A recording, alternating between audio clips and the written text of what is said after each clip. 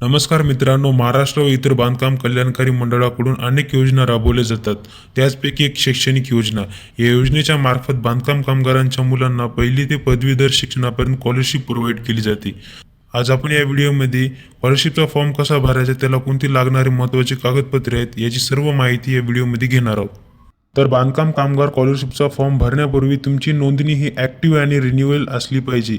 आता तुम्ही ज्या योजनेसाठी ऑनलाईन अर्ज करणार आहात त्या योजनेची कागदपत्रे तुम्हाला रेडी ठेवायची आहेत. त्यानंतर तुम्हाला ऑनलाईन अर्ज करायचा आहे. आता स्कॉलरशिपचा फॉर्म भरण्यासाठी तुम्हाला बांधकाम कामगार योजना या साईटवर यायचं आहे.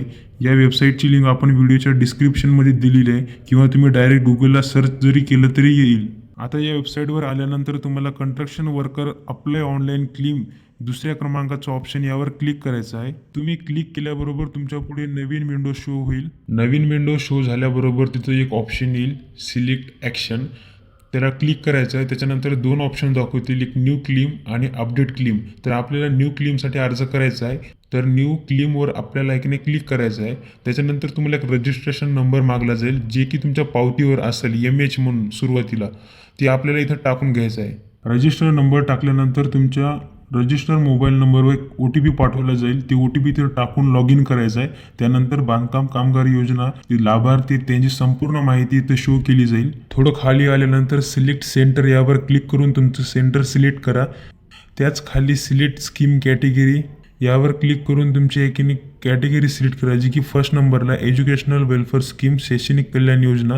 त्याच बाजूला सिलेक्ट स्कीम यावर क्लिक करून तुम्ही जी योजना भरता त्या योजनेनुसार तुम्हाला क्लिक करायचं आहे. मी सध्या तर इंजिनिअरिंग विद्यार्थ्यांचा फॉर्म भरतो. त्यावर क्लिक केल्याबरोबर इथे विद्यार्थ्याची संपूर्ण माहिती ओपन होईल, जे की तिथे विद्यार्थ्याचे नाव, आधार कार्ड नंबर, वय अशी ठराविक माहिती आधीच तिथे दिलेली असेल. आणि ज्या ठिकाणी माहिती नाही तिथे तुम्हाला माहिती टाकायची आहे, जी की तुमच्या बोनाफाईटवर किंवा डॉक्युमेंटवर असेल. त्याच्यानंतर थोडं खाली आल्यानंतर डॉक्युमेंट रिक्वायर्ड येतं. तुम्हाला ऐकणे सगळे डॉक्युमेंट तुमचे ओरिजिनल अपलोड करायचे आहेत, जे की 2 MB पेक्षा खाली असले पाहिजे. म्हणून म्हणलं होतं आधीच व्हिडिओच्या सुरुवातीला तुमचे डॉक्युमेंट तुम्ही कंप्रेस करून रेडी ठेवा, म्हणजे इथं अपलोड करताना तुम्हाला कुठलीही अडचण येणार नाही. इथं दिसत असल्याप्रमाणे इथे महत्त्वाचे 4 डॉक्युमेंट आपल्याला अपलोड करायचे आहेत. पहिलं म्हणजे bonafide certificate of current academic year, चालू वर्षाची बोनाफाईड प्रमाणपत्र. त्याच्यानंतर दुसऱ्या नंबरला आहे महाविद्यालयाचे ओळखपत्र म्हणजे आयडेंटिटी कार्ड. आणि तिसऱ्या नंबरला आधार कार्ड, जे की आपण ज्या विद्यार्थ्याचा फॉर्म भरत आहोत त्या विद्यार्थ्याचा आधार कार्ड इथं अपलोड करायचं. आपल्याला विद्यार्थ्यांचं अपलोड करायचं फक्त. त्याच्या खाली नंतर शिधापत्रिका म्हणजे राशन कार्डची झेरॉक्स इथं अपलोड करायची आहे. ओरिजिनल करू शकता किंवा झेरॉक्स करू शकता. त्याच्यानंतर थोडं खाली आल्यानंतर डॉक्युमेंट व्हेरीफाय यावर क्लिक करायचं आहे आपल्याला. त्यानंतर आपल्याला डॉक्युमेंट व्हेरीफाय यावर क्लिक करायचं आहे. त्यावर क्लिक केल्याबरोबर तुमचे सगळे डॉक्युमेंट व्हेरीफाय येस करायचं आहे. त्याच्यानंतर थोडं खाली आल्यानंतर click to load visiting date यावर क्लिक करून तुम्हाला एक डेट निवडायची आहे, ज्या दिवशी तुम्ही पॉसिबल आहे तुम्हाला तिथं जाणं. हे सगळे डॉक्युमेंट ओरिजिनल घेऊन तुम्हाला तिथं पडताळणीसाठी जावं लागेल. आणि व्हिजिटिंग डेट निवडल्यानंतर खाली उपयुक्तप्रमाणे मी सादर केलेली सर्व माहिती खरी असून असं जिथे लिहून आहे तिथं खाली क्लिक करा आणि त्याच्यानंतर सबमिटवर क्लिक करा.